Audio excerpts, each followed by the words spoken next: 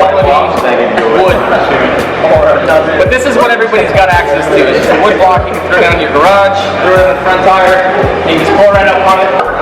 It gives you a tiny bit of extra clearance. This bumper's pretty low as it is, but in this case, that little bit of extra gap is going to just give us the clearance we need to drop the bolts underneath the tray. What do you think about that? Your car's sick, man.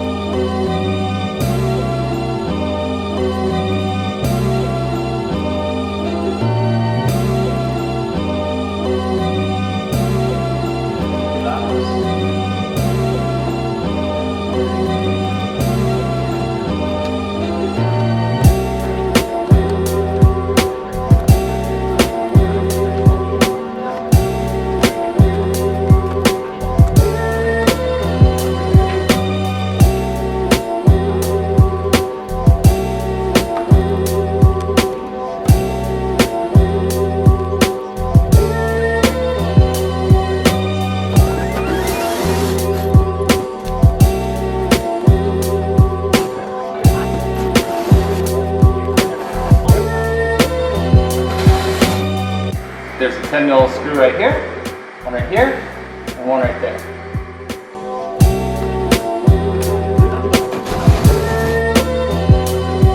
So this tool, it's really narrow so it can get in here, but there's very limited space back behind that. So basically flip it up so that it's aiming forward in that space, just work it like that. Just loosen it a little bit.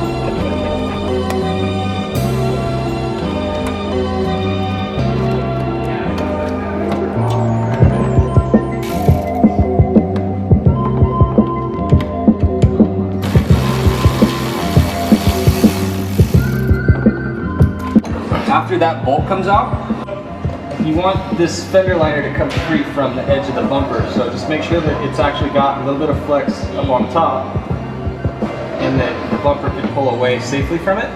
And you'll work gently from the bottom, clear it from there, and then work your way up so that it's all the way out from behind that lip.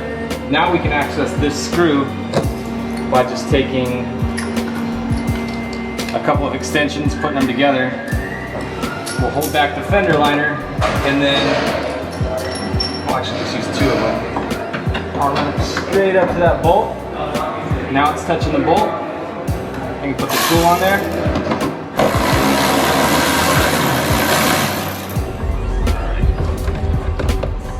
And then the last one is way back in there. So again, this tool goes in with the front angled forward, and I'm just gonna do it by hand. So it basically pinches down on you right here. It's not fun.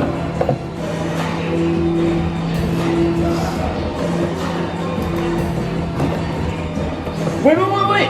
Yeah, just kidding.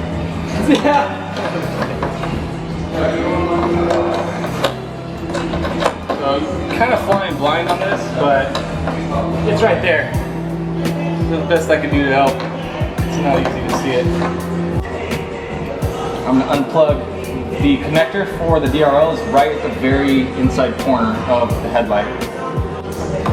Here's what it looks like if you're curious. I'm going to just pinch down on that and pull it off. Oh, he stinks. Alright, I need your help, Calvin. This is a two-man job. You need a specialist named Calvin. Nice, man. Do we have a special blanket or anything fancier than the concrete floor with this beautiful bumper on? So this is a big, gnarly metal bracket. You never want this to meet that. So the best case scenario is you have two hands, two sets of hands, somebody on that end to make sure that this never comes into contact with the fender. Something I like to do is get it free like this to where the front clip is disengaged from it. Pop it loose a little bit. We're gonna pop these little clips up so that they can release the front edge of the bumper. Do the same thing to the other side. And then,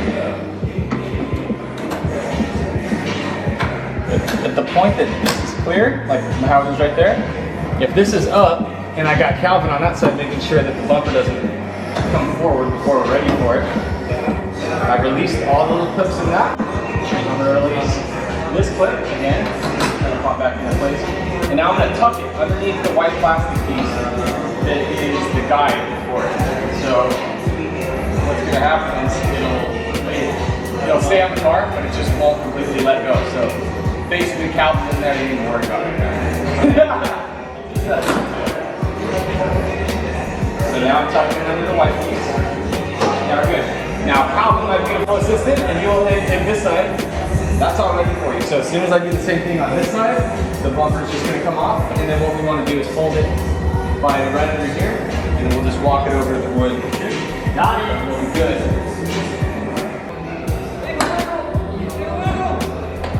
All right.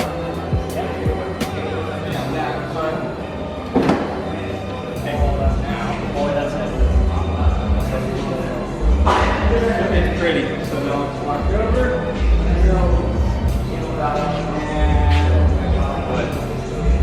Got him.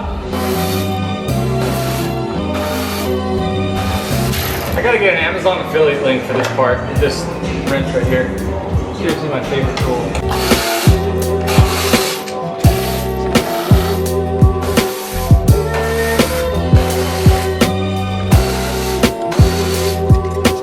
There's the two screws still behind this that will not allow it to go forward.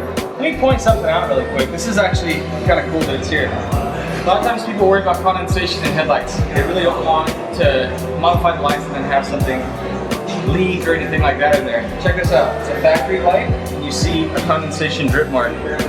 Usually it's harder to see because the chrome blows it out, but in this case, it's super common. Most lights eventually will have some kind of condensation marks on the inside and you cannot polish it out. You can, but what happens is you leave little streaks behind and it actually looks worse. So yeah, the only way to get new looking lights is to get new lights. There's two Phillips head screws that hold the little bracket on the back of the light. Those off, we can move the light a little bit further forward.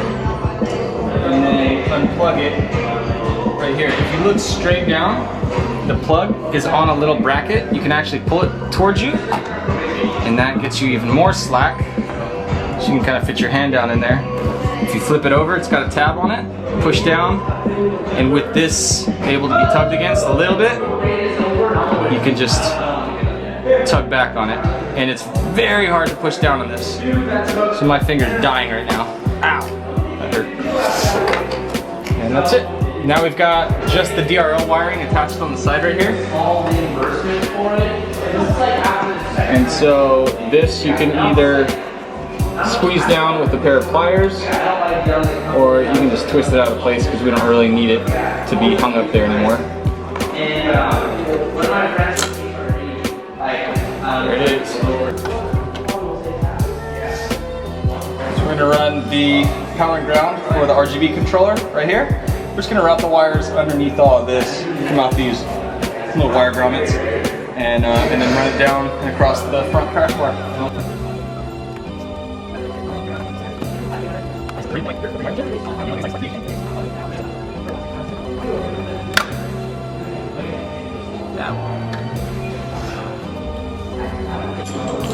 So this is Premium Anthony. It's famous. This is going to be what you take out of a box, and it looks a little bit gnarly.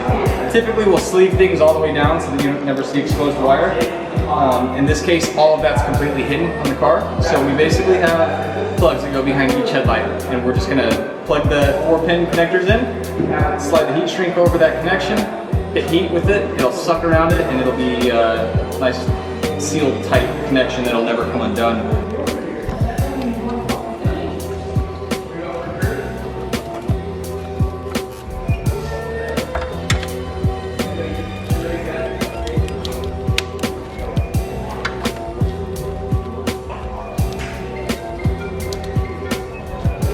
So we've got the grommet back in place, the wires running as inconspicuously as possible underneath all of that, and then everything else will seal back down just like it was.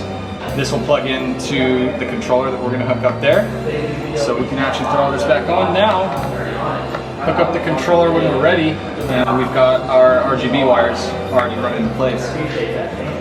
Just got to get this clip back in there.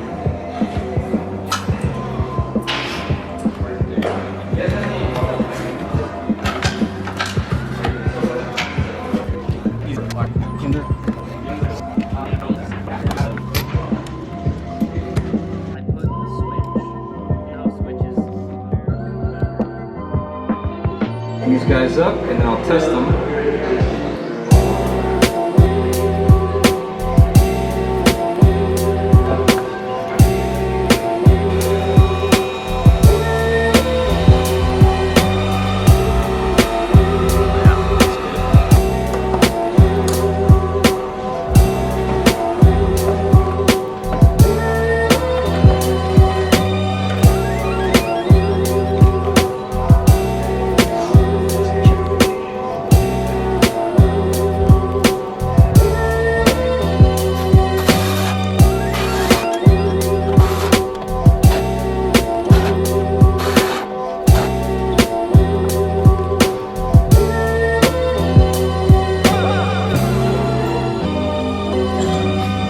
What do you think about this install so far? It's easy. Basic, right? Yeah. Don't let it breathe. It's with a light on the chair. He's like, Yeah. "Look, light's on the chair. Like, Yeah. why are we doing this now?" It's like, how about we get them on the car and then show the features? The It's weird. great You shit. can't choose when the magic happens. You just gotta capture it. Magic's You on might the say car. the funniest shit I've ever heard. I'll like pee my pants a little bit. Paul, breathe on me. Breathe on me.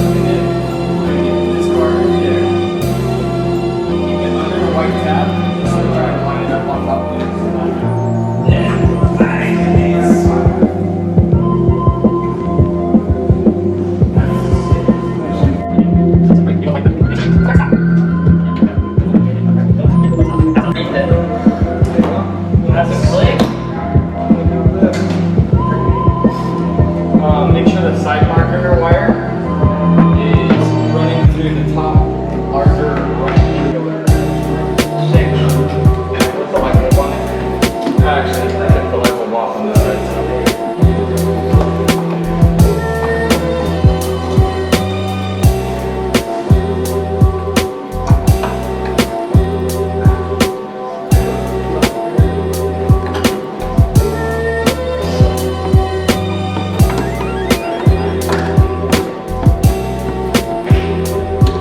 Why? I think it's just this side is easier.